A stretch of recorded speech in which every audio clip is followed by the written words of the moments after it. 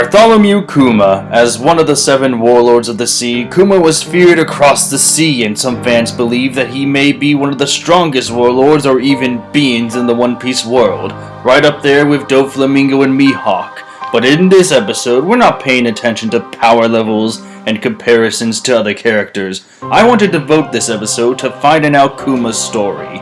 He has had many different alliances in his life, and his legacy is an army of manufactured monsters. So how did Kuma get to where he ended up? Let's take a look. Now, unlike my past theories with Kaido and Shanks, I'm not going to try to come up with a backstory for Kuma. We know some details about his adult life, but there's no information on his life as a child. The earliest piece of One Piece history that deals with Kuma was his affiliation with the Revolutionary Army. There would be too much speculation about a possible backstory on Kuma, but we can start on how he joined the Revolutionary Army. Now, joining the Revolutionary Army is a little tricky to cover. It's not like Dragon can just hang posters and billboards that say, "Join us, we hate the government." But I believe that Dragon plays the largest role in recruitment. As we've seen from Luffy's flashback, Dragon was the one that recruited people, and ultimately Sabo. In fact, by the looks of it, I think the only way to get inside the Revolutionary Army is to be requested by Dragon. After all, this is his organization. And not just any organization, but one that relies on absolute secrecy in terms of identity.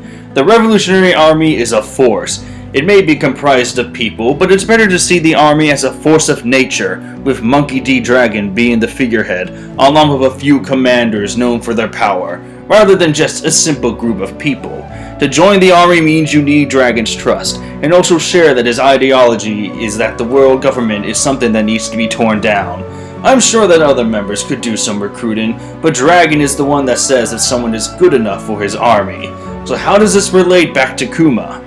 It's possible that Dragon found Kuma during his travels or vice versa, and it's also possible that Kuma already shared his ideology with Dragon. One clue could be the Bible he had. It may be just a book, but it's one that Kuma always carried. Although the most likely reason for that book is to have notes inside of it, there is another possibility. It's a long shot, but maybe that book has ancient transcriptions. Transcriptions before the world government controlled what goes into history. Perhaps that Bible shared tales of people and their lives before the world government was formed, and that might have been the initial cause for Kuma's ideology. Though at this point, it's a wild shot in the dark. But if Kuma was a revolutionary, he must have shared Dragon's belief that the world government is evil. Kuma also seemed to be an elite or commander among the revolutionary ranks, and because of that rank, we can move on to the next chapter of Kuma's life. Since Kuma reached an elite position, Dragon could then deem Kuma worthy enough for a top-secret mission, a mission that would ultimately kill him. Sun Tzu once said that you must know your enemy in order to defeat him, and that ancient saying is exactly what Dragon intended to fulfill.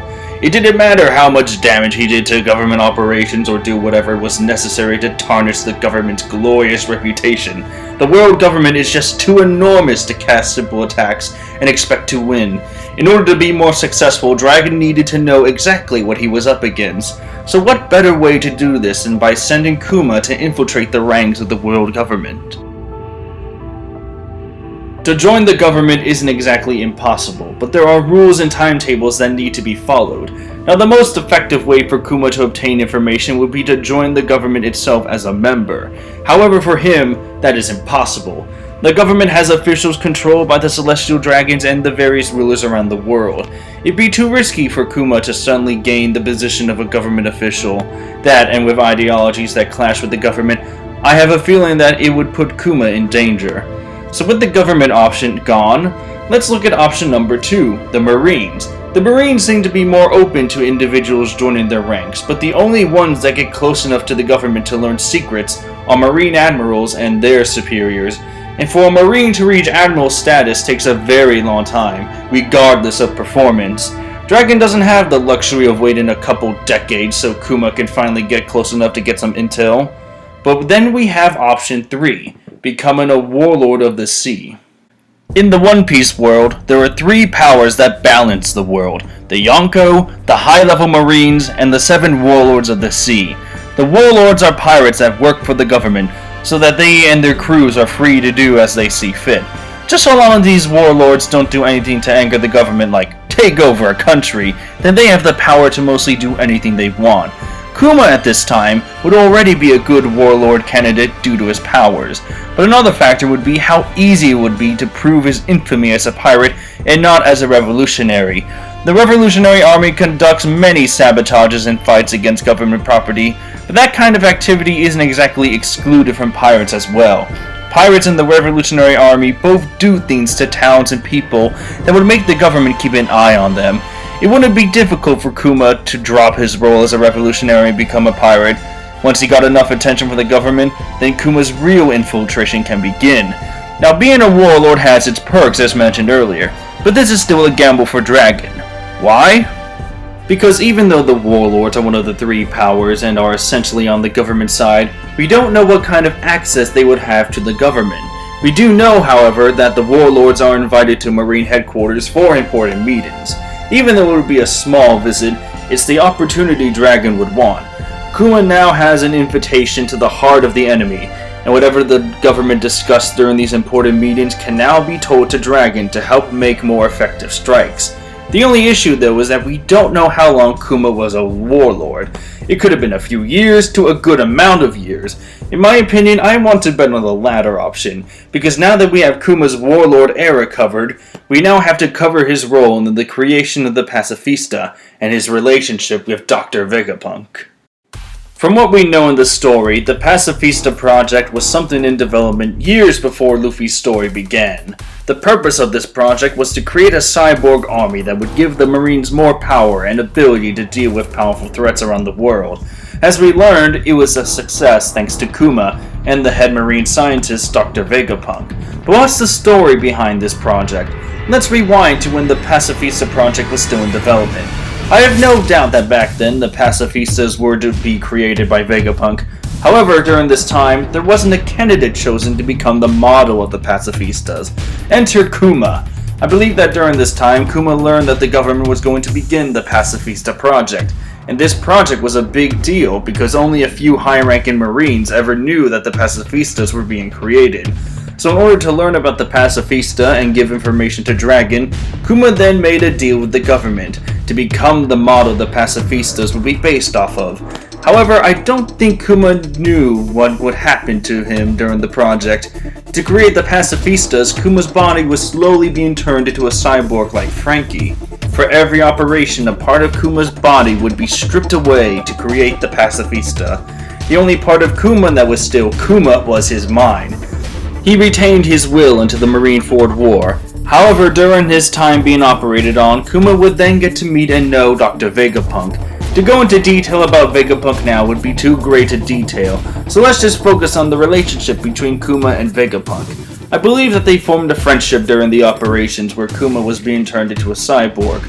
I want to say that a mutual respect for each other was found during this time, but it's pure speculation at this point. But we do know that Vegapunk did respect or care for Kuma near the end of the pacifista development.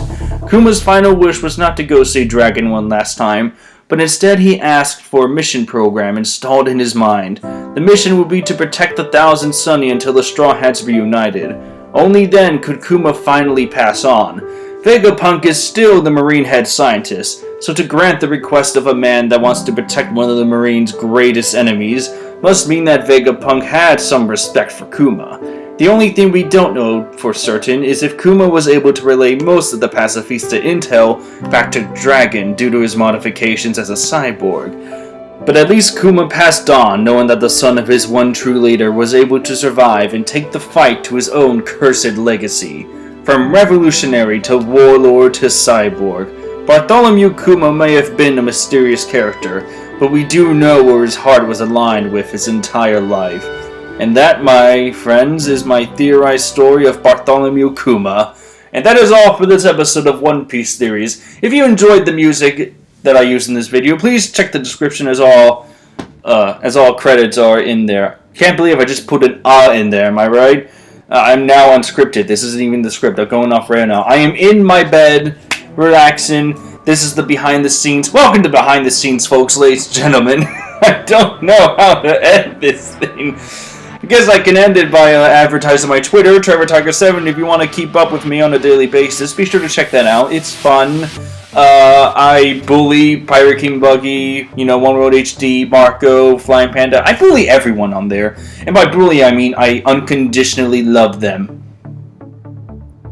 Am I done? I'm still not done. Why am I keep going on?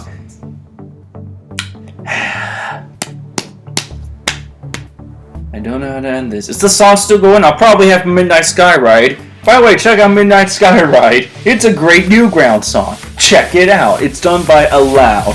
And I love the work that this user does. I don't know how to end this, so I thank all of you. I will see all of you legends in the next video. And to end things perfectly, let's watch Spandam get his back broken again. Farewell, my friends.